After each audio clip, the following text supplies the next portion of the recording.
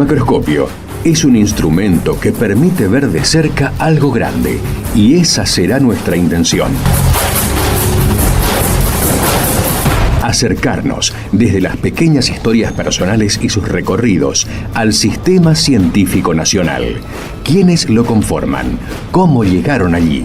¿Desde dónde partieron? ¿Qué obstáculos tuvieron que sortear? Son solo algunas de las preguntas que estaremos contestando en nuestro programa. Les invitamos a escuchar estas trayectorias y a sus protagonistas.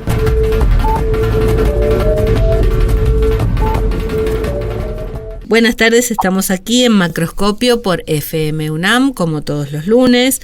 Hoy tenemos el gusto de hablar con el doctor Agustín Villarreal Caquías. Agustín es profesor en filosofía, profesor superior en música, licenciado en educación por la Universidad Nacional de Misiones, tiene un postítulo en cultura, educación y tecnología, también una maestría en política social, un doctorado en ciencias de la educación por la Universidad Nacional de Córdoba.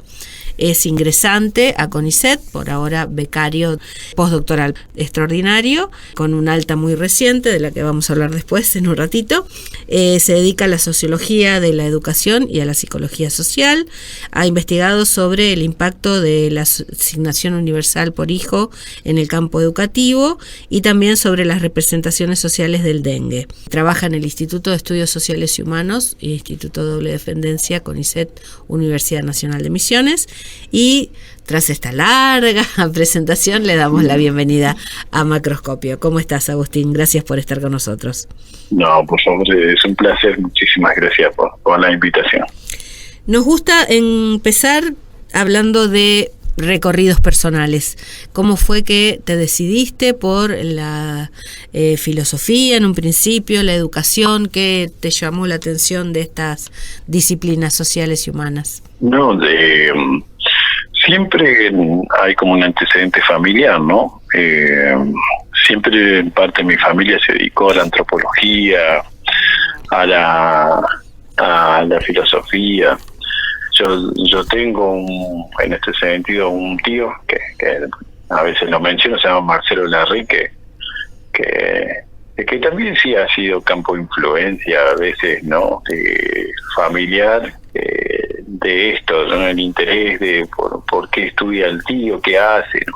Y desde muy chico ahí ya empecé en este aspecto. Si bien mi madre era del campo de la medicina, ella me decía, ¿te interesa este factor de ciencias políticas o algún problema en ese sentido histórico? Bueno, ahí están los libros, léelos. Uh-huh.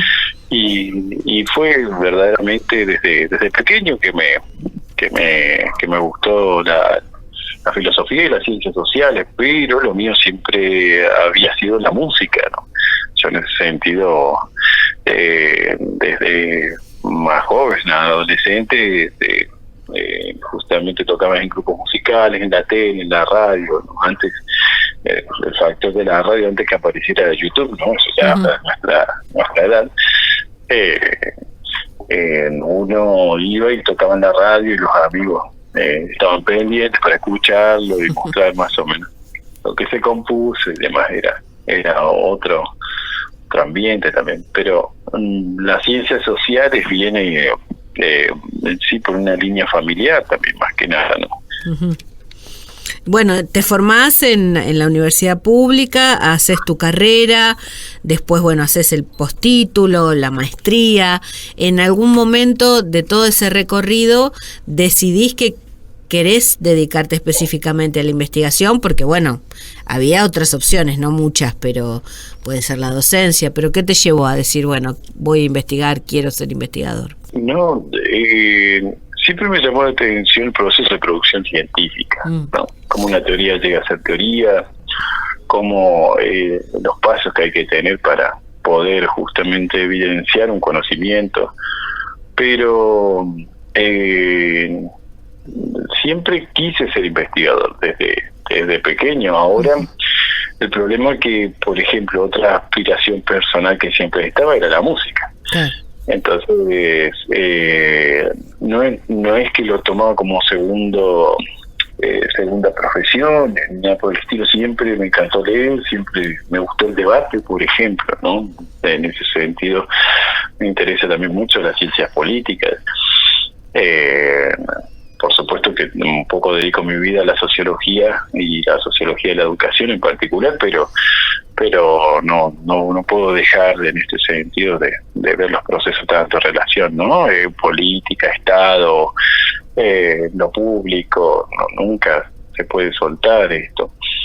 Y en función de eso, la carrera como investigador siempre me llamó la atención, ¿no? En ese sentido, con varios amigos que han sido becarios del CONICET, de ciencias exactas sobre todo, ¿no?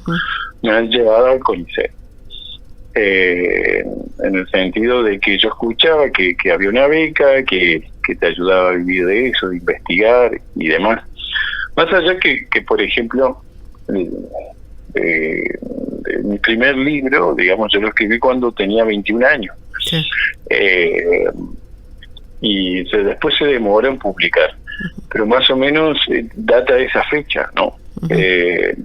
Más cuando yo era adolescente y me interesaba ir relevando los datos y hasta que digo quiero vivir de eso, ¿no? Que es lo que peleamos hoy día a día, ¿no? Desde el campo de la investigación. Es lo que sigo intentando hoy, vivir de eso. Claro, que uno pueda vivir de un estilo de vida, porque hay un estilo de vida para mí, ¿no? De lo que podemos llamar el científico o el cientista, ¿no? Y el cientista social, sobre todo, que la tiene que remar con pala ancha, siempre como digo, ¿no? Sí, es mucho más complicado, es mucho menor la demanda y también las posibilidades, ¿no? Así que sí, siempre es un cuesta arriba, sobre todo en momentos donde, bueno, además ya hace unos cuantos años se viene denostando un poco, ¿no? El abordaje social y humano, pero bueno, para eso estamos, para seguir difundiendo y dar cuenta de que esto tiene la misma seriedad que cualquier otra ciencia, ¿no? Claro, hay tiempos y demandas, pero por eso tampoco es que hay que dejar de lado, por ejemplo, la carrera científica, ¿no? Me refiero a que, por supuesto que nosotros tenemos un organismo de trayectoria como el CONICET, que tiene 70 años, ¿no? En ese sentido, hay que defenderlo, protegerlo, para que se siga viviendo de la ciencia de alguna manera, ¿no? Sí. No en el ayuda a vivir, que es otra posición. Uh-huh. Porque hay una trampa, ¿no? En el sentido de que yo, si a mí me ayuda a vivir, ¿no? Vivir es pagar las cuentas, tener para los alimentos, tener para la familia, no estoy viviendo de, ¿no? Entonces, eso es una trampa, porque uno poco a poco va dejando la profesión o el trabajo científico de cientista, ¿no? Claro, como que se va convirtiendo en otra cosa, ¿no? Las prioridades y las cuestiones pasan a la supervivencia pasa a primer plano, entonces un poco se desdibuja la función y el rol. Sí, yo lo que rescato de CONICET, más allá de bueno, por supuesto, de formar a toda la gente, de permitir que muchos estudiantes que no tendrían esa posibilidad accedan a una beca y puedan completar su formación académica máxima, y también, bueno, que de alguna manera sea el Estado el que dirija la investigación en el buen sentido, defina las prioridades, dé respuestas a cuestiones y a problemáticas en el territorio nacional, digamos, que sea una ciencia soberana. Todo es perfectible, pero digo, ante la no posibilidad de que esto exista, prefiero al CONICET, aunque tenga sus cosas para mejorar, que una deriva que es la que estamos viviendo hoy, ¿no? Claro. Lo que no nos tienen que llevar justamente a una cuestión individual, sí, bueno, yo me arreglo, ¿no? No, en ese sentido, tenemos un espacio que hay que defenderlo, ¿no? En ese sentido, un espacio que está consolidado, que es el CONICET, ¿no? Un órgano de producción de ciencia y tecnología, ¿no?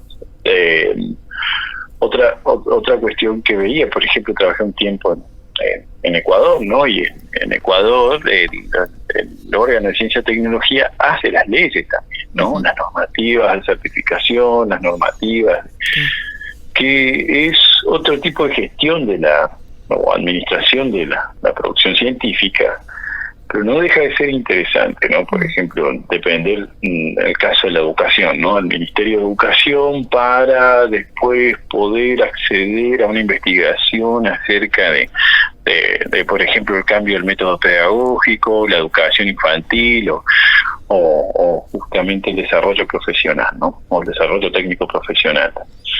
Entonces, también esto, ¿no? Falta consolidar algunos organismos. Todavía, bueno, en estos tiempos está en crisis hasta los mismos organismos, ¿no? Se han convertido en secretarías y han perdido en ese sentido su principal influencia. Hacemos una primer pausita, Agustín, y volvemos en unos minutos, ¿sí? Por favor. Macroscopio. Ciencia en tiempos de ajuste. Continuamos hablando con el doctor Agustín Villarreal, nos contaba sus primeros pasos, su formación, cómo empezamos a investigar, en qué temas, tus temas iniciales, digamos, en estos proyectos de investigación con los que hiciste tu doctorado y tu maestría, era el tema de el impacto de la asignación universal por hijo, la AUH, que, bueno, específicamente en el campo educativo, pero fue algo así como un hito, ¿no? En las políticas públicas, que no solo impactó en las economías domésticas, sino en lo que vos hablás, ¿no? El campo educativo. ¿Cómo está esto hoy? ¿Cómo fue tu trabajo? Contanos un poco cómo hiciste ese relevamiento cotidiano, cómo te acercaste a la gente, cómo pudiste lograr esos resultados. Sí, en primera instancia un poco lo que se investigó fue acerca de las representaciones sociales de la asignación universal por hijo por parte de los docentes, ¿no?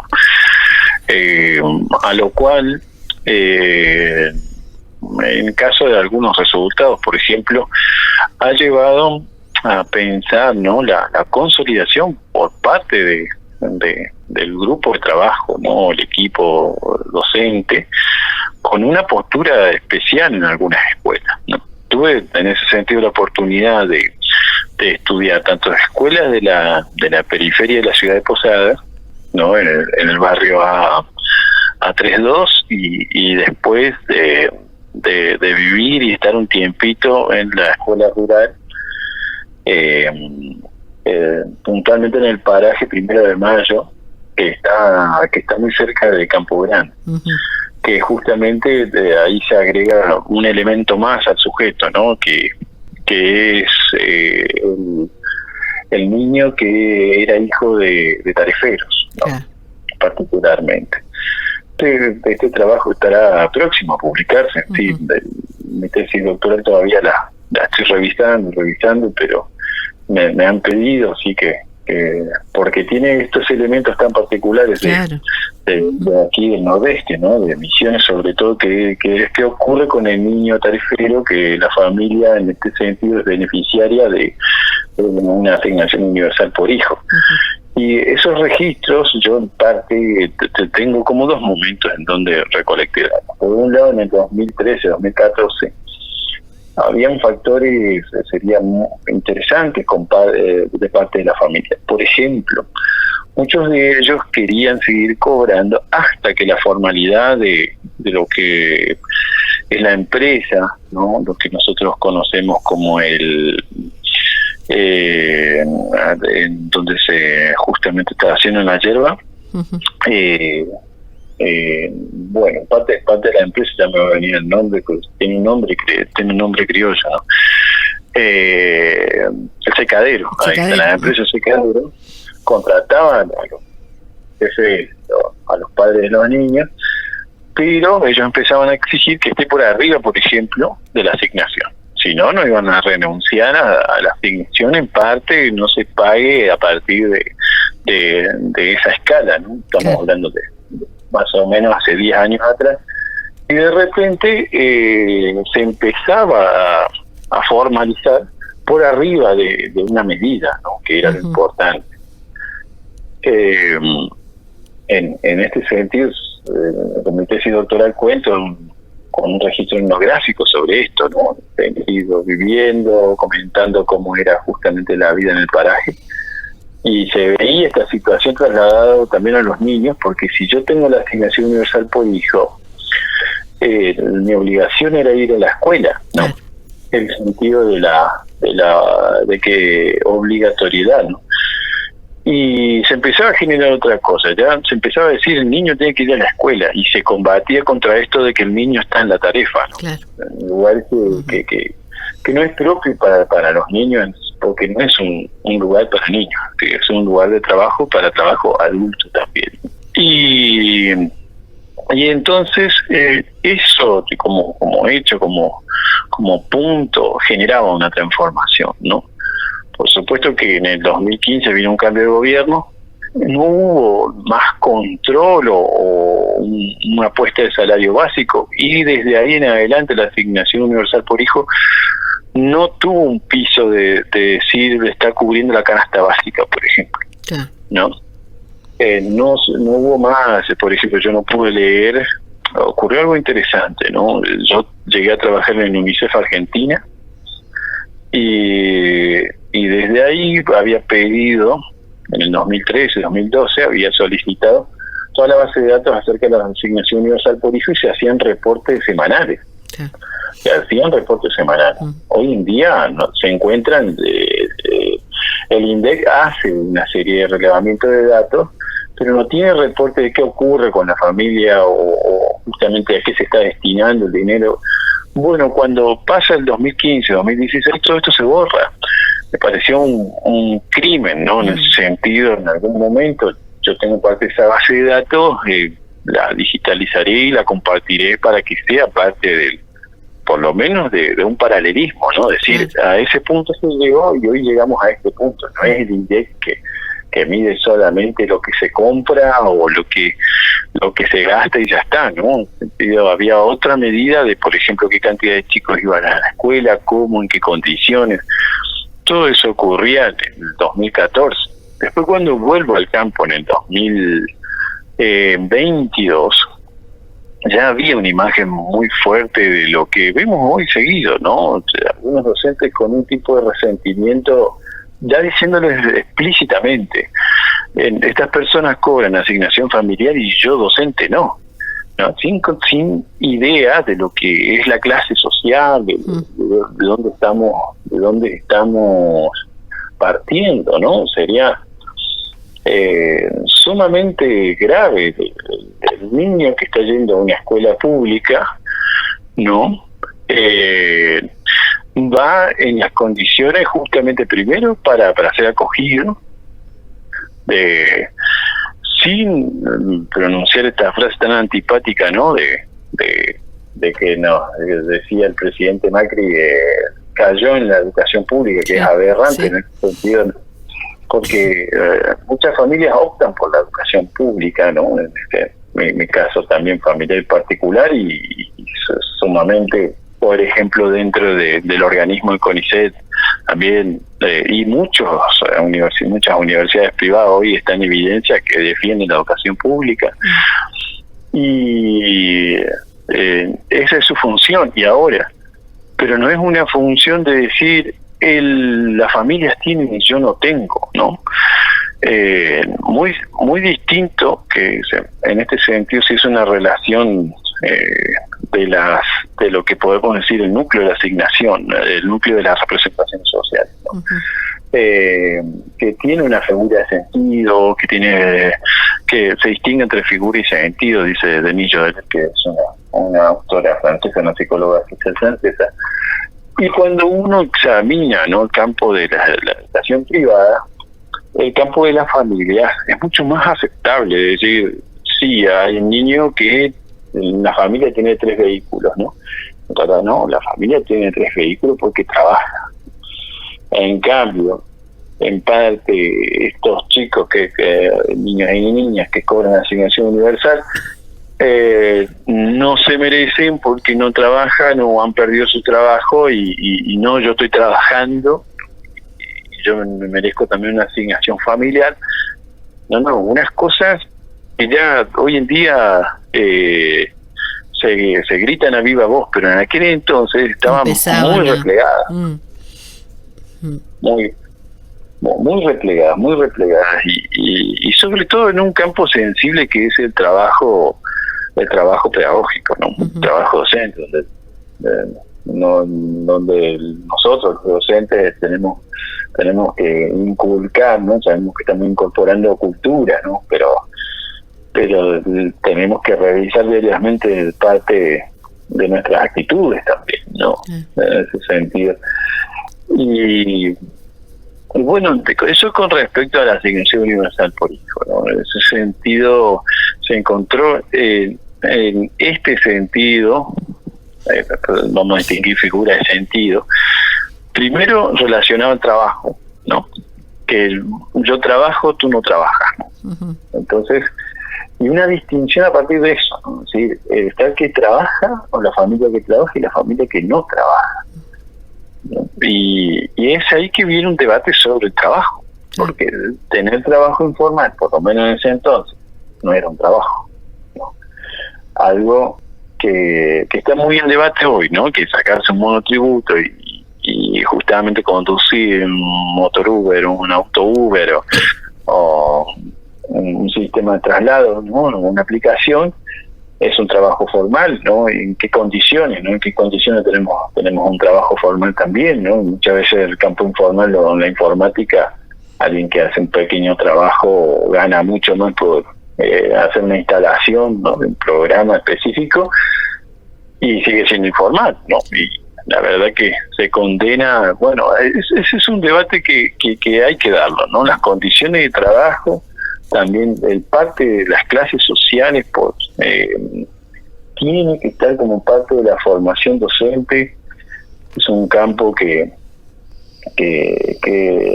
tiene que ser para mí revisado todavía en la República Argentina, ¿no? Sería la formación docente tiene que trabajar la conciencia social, en el sentido de que si sobre todo alguien va a una educación pública, a una escuela pública rural, uno no está rural del nordeste, no está ubicado en cualquier lugar, no es lo mismo una escuela privada en el centro de la ciudad, no es lo mismo. Los sujetos se forman, pero se van a diferentes contextos. Hacemos otra pausita, Agustín, y seguimos profundizando sobre tus investigaciones. Macroscopio. Investigar. ¿Para qué? Continuamos hablando con el doctor Agustín Villarreal. Bueno, nos estaba contando cómo fue su primer trabajo sobre representaciones de la AUH en el campo educativo, el tema, bueno, de los chicos que podían acceder a la educación pública a partir de esta compensación monetaria en sus familias, bueno, la postura de algunos docentes, que bueno, vamos a decir algunos docentes, no todos, ¿no? Por supuesto, porque a la hora de circular las representaciones sociales de los prejuicios y de otros temas, bueno, excede al ámbito educativo. También trabajaste mucho el tema de dengue, de las representaciones sociales del dengue, de la prevención, estuviste en contacto con los municipios. Contame esa experiencia, que también es muy interesante. Claro. Discúlpame, primero quiero salvar eso que dijiste de importante, Sandra, de que es cierto, muchos docentes también, no solamente defendiendo la educación pública, porque la asignación traía todos estos tipos de debates, que es la educación, que es la igualdad. Muchos sí tenían conciencia de decir que están igual que nosotros, ¿no? Que buscamos otro trabajo, buscamos algo más. Otros docentes también que decían, ¿no? Para hablar de algunos discursos puntuales, decían, sí, traen todas las cosas, o ese niño ha cambiado, por ejemplo, ¿no? Una identificación, ¿no? Con el objeto la representación, en este caso la asignación universal por hijo.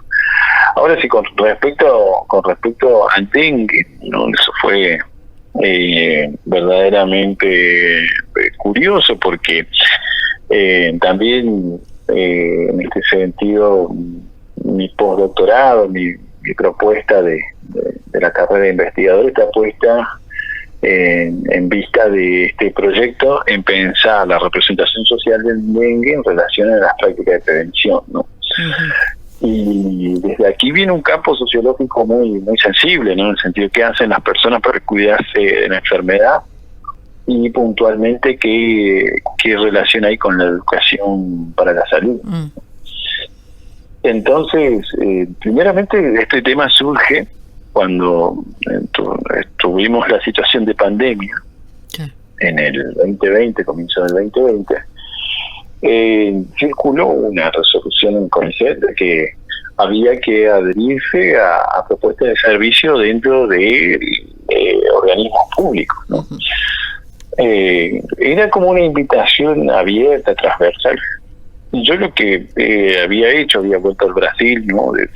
Hice mi postdoctorado allá en Brasil, y llegué y nos atrapó a todos, ¿no? En ese sentido la pandemia. Y desde ahí justamente me convocaron de la Secretaría de Salud de la ciudad de Posadas para ver lo que se estaba haciendo, cómo se trabajaba, ¿no? Entonces, desde aquí es que en un momento me dice, bueno, no solamente tenemos el problema del COVID-19, ¿no? La pandemia del COVID-19, sino que se presentó uno de los mayores brotes de dengue de la región, inclusive aquí en Misiones. Y terminé participando de ello, ¿no? Colaborando en forma de servicio, en este sentido, articulando equipos, haciendo relevamiento de terrenos, armando los esquemas de trabajo para por ejemplo, intervenir en cada uno de los hogares, ¿no? Y esto, ¿no? Lo coordinamos junto con la Dirección de Epidemiología, en donde aprendí muchísimo, ¿no? Y sigo aprendiendo. Ahora, en unos minutos comentaré un poco más de esto, ¿no? Que se está desarrollando. Y de cómo trabajar, ¿no? De forma comunitaria, y en ese caso era una situación de emergencia que había que siempre trabajarlo con lo que se llama bloqueo epidemiológico. Sí.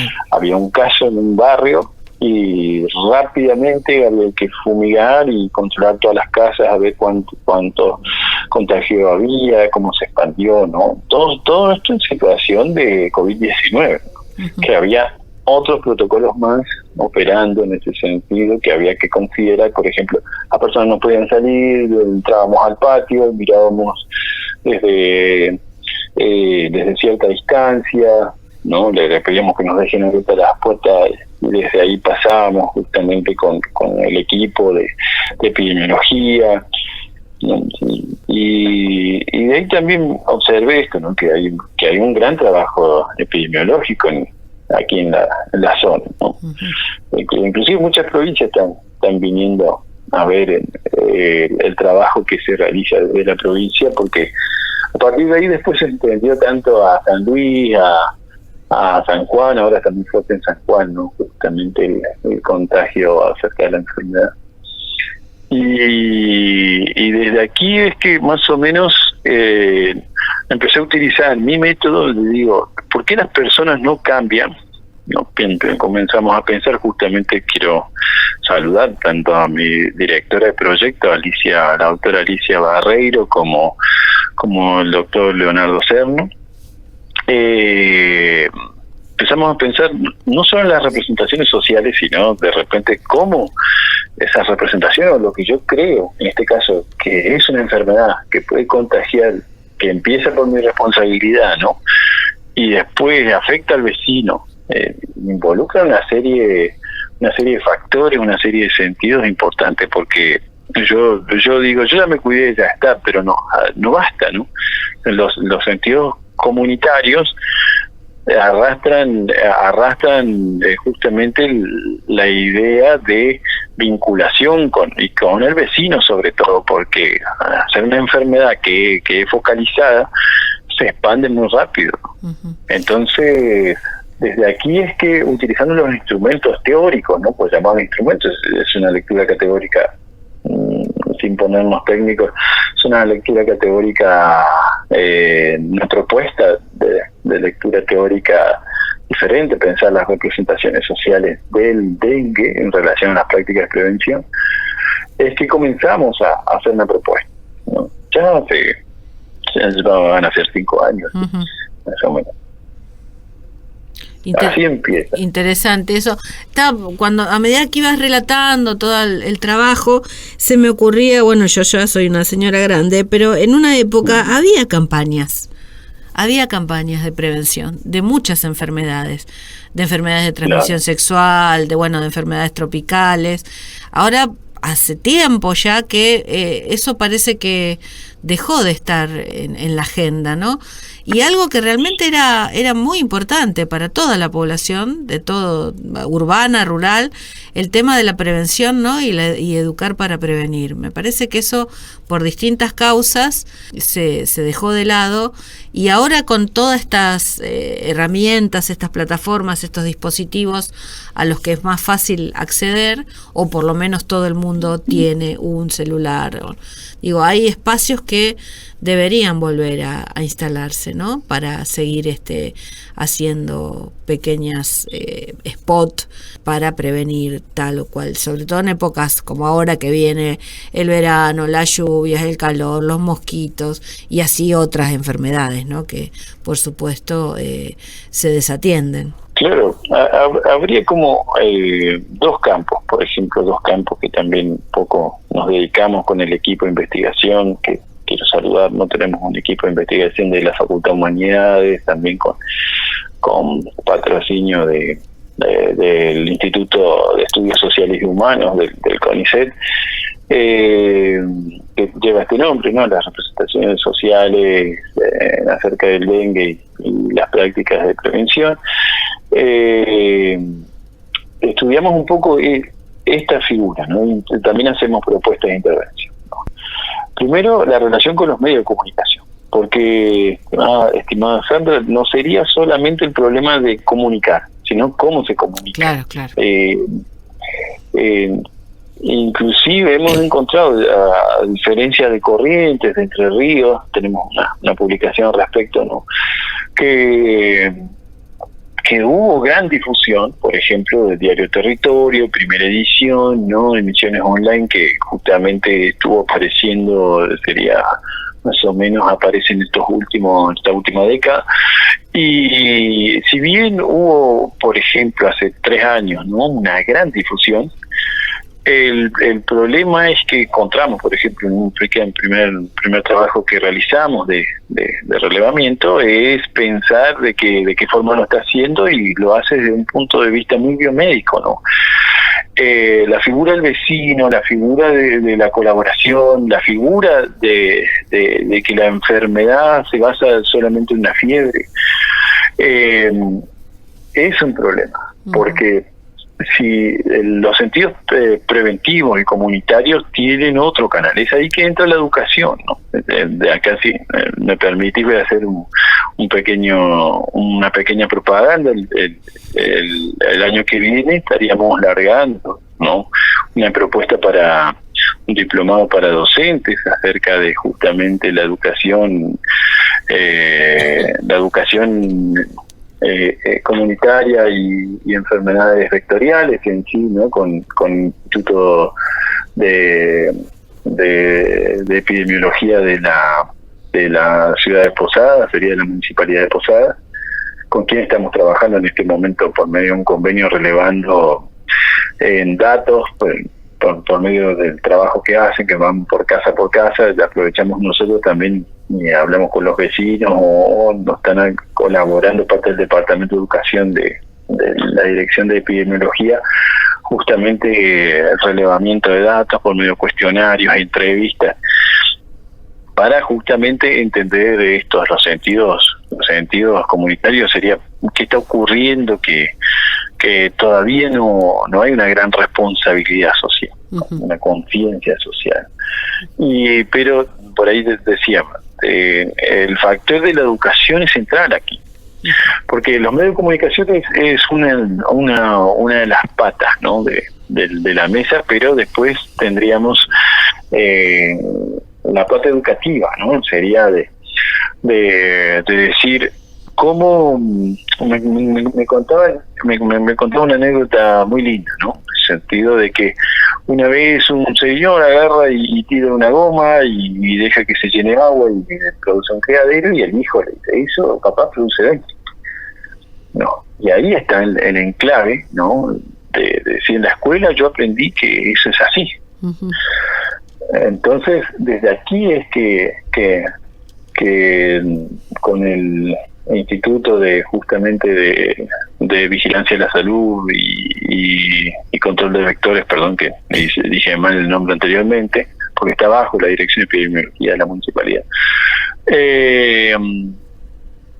es que nos preguntábamos, ¿no?, ¿cómo hacemos para intervenir? Y justamente desde la escuela, ¿no? La escuela es un gran instrumento, en este sentido, instrumento de reproducción social, diría nuestro estimado Pierre Bourdieu, ¿no? Que nos puede ayudar a justamente a tomar más conciencia sobre este punto.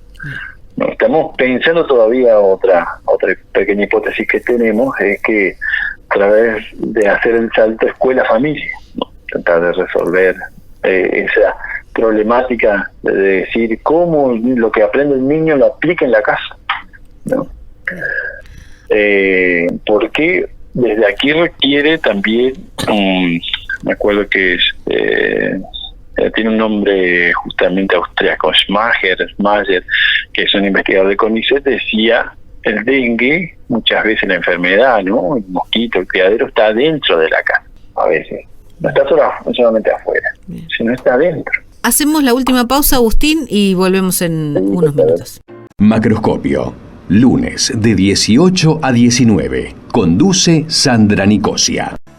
Continuamos hablando con el doctor Agustín Villarreal. Bueno, me estabas comentando de esta posible diplomatura el año que viene. Esperamos tener información para después difundir. El tema de la prevención, de la educación, que también empieza en la escuela.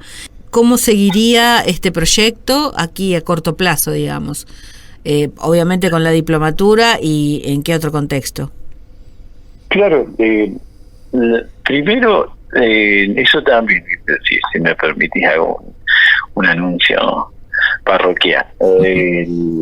El 9 de octubre estaremos presentando los resultados diagnósticos acerca de las representaciones sociales del dengue en el 5º piso de la municipalidad. Ya he invitado todos los interesados acerca de la investigación en educación, psicología social y epidemiología, ¿no? Pero desde aquí ya tendríamos primero un pequeño esbozo, ¿no?, de lo que los vecinos de la ciudad de Posadas están percibiendo, ¿no?, como dengue, como la enfermedad. Es interesante porque hay un gran debate acerca de que si es solo el vector, el mosquito, ¿no?, o se trata del cuidado del cuerpo, o se trata de justamente la prevención, entonces hay que ver dónde se coloca el sentido, ¿no?